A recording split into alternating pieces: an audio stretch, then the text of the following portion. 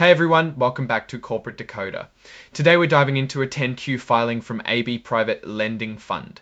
And let me tell you, it's less about high stakes drama and more about steady finance. This one's less Game of Thrones and more the Office of Corporate Reports. Before we begin, if you enjoy understanding the complexities of corporate reports, make sure to subscribe. We also have a Discord community. The link is in the description below. Come join us. This report is a quarterly snapshot, a Form 10Q for the period ended March 31, 2025.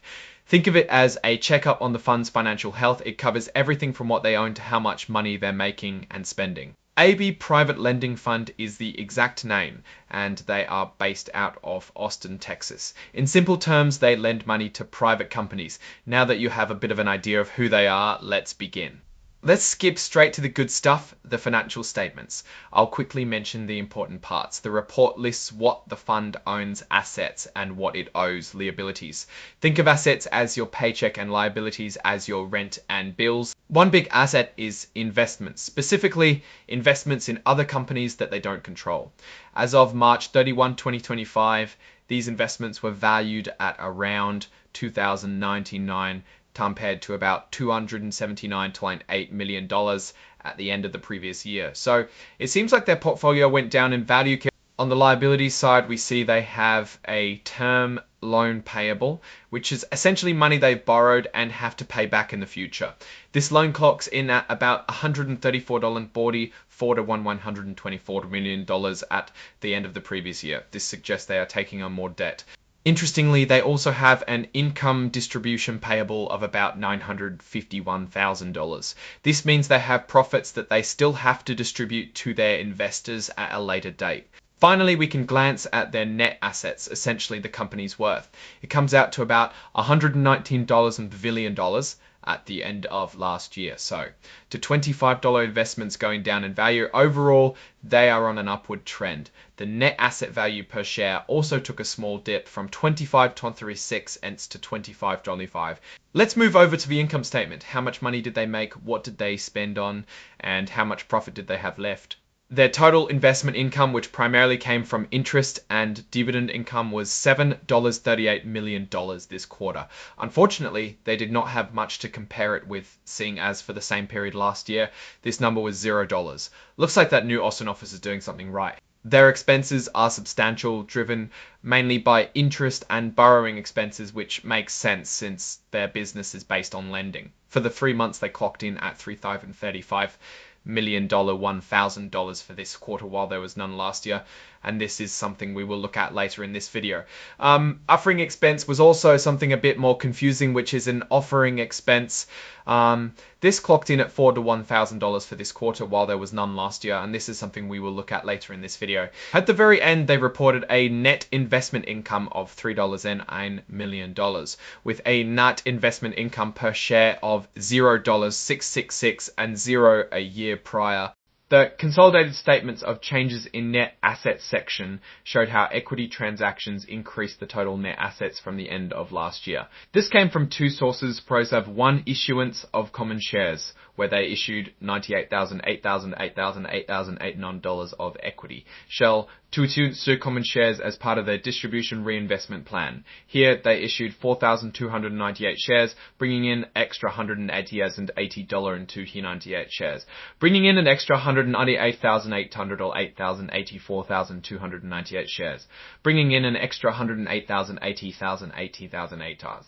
These two components were offset by distributions to shareholders, which cost them $3,131 and $928, leading to a net increase in their net assets with a value of $2,566 now and $856. Not too shabby, and $156. Not too shabby at $519,096. Not too shabby, $119,090.26. Not too shabby. Lastly, we get their cash flow statement, which essentially shows the flow of money in and out of the fund. The most notable points we can extract is them spending $11.8 million on investments while receiving $24.4 million from sold and repaid investments.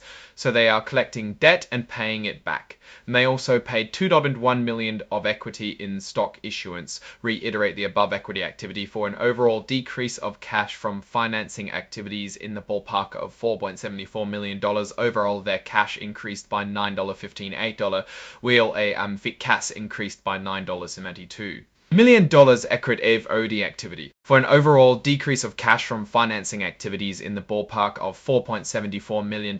Equus overall, their cash increased by $9.15 million, decrease in the amount they had available from credit facilities, offset by a $2.5 million equity in stock issuance, reiterate the above equity activity. Okay, so now let's take a peek under the hood to see just where exactly they're putting all this money. This schedule shows the specific companies they've invested in, what kind of loans they're giving out, interest rates, and so on. Okay, now I'm not going to go through each one line by line, but one trend you will quickly realize with me is that they are very diversified in their lending, with companies ranging from healthcare, telecommunications, and financial services. They also mostly go to US corporate debt, firstly unsenior secured debt. In this report, a whopping 222.119%. You love to see secured loans that are also senior in a portfolio. Now, moving on to item 5, they basically stated there were no significant events in this period. Always be aware of the legal disclaimers and proceedings. This section often has valuable information if something has gone south. Diving into risks, as always, be wary of these. You should especially pay close attention to these if you're one of the shareholders. A summary of what the filling went over are the main risk factors involved with running this company are things such as the economic downturn, credit availability, and interest rates. Things most companies are wary of. They stated that it would be a negative effect if these changed, as if the person would not know by themselves if economic conditions worsened. Thank you for wasting my time. Let's move on. Let's talk about the management's thoughts. They acknowledge that things such as an economic downturn can cause risk as it affects how their portfolio companies can continue to operate. This is a pretty big deal because if these borrowers can't keep up, AB Private Lending Fund could face losses. They go over things like their portfolio performance. It's important to understand that a positive outlook is something that might happen, not definitely. I can't stress this enough. Another thing to note is that they are very focused on having high asset coverage, assets versus liabilities, which might make them hesitant to pull the trigger on less certain loans. In the current market, that's not a bad position to be in. Now, what do I make of AB Private Lending Fund? On one hand, they seem to be carefully managing their portfolio, focusing on senior secured debt, and are in an overall upwards trajectory. In reality, what seems like a large cash increase OI to 9.7M is actually them selling previous investments and raising prices in new ones as new shares are issued. Cash flow wise, they're more or less the same. There might be a cause for concern if they cannot keep growing their investment base, which will in turn increase management fees. If the business does not grow, a dividend per share is not guaranteed to fall. On the other hand, the market is more or less saturated and competition is rampant.